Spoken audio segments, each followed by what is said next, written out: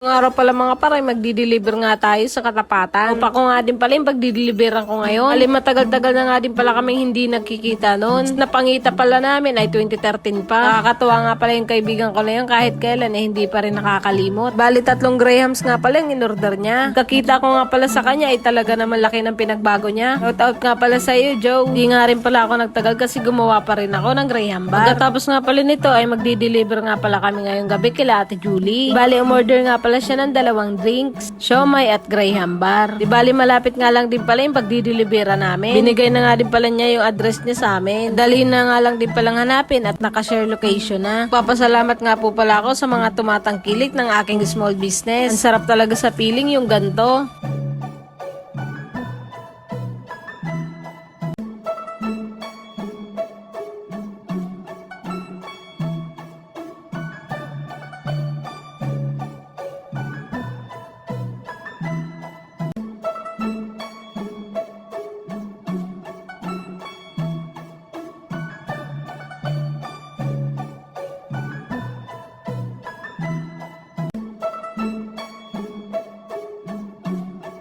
Pagkatapos ko nga itong i-prepare ay aalis na kami. Alis sasama ko nga din pala yung 2 kong pamangkin. Saan pupunta? Selena, di-deliver po kami.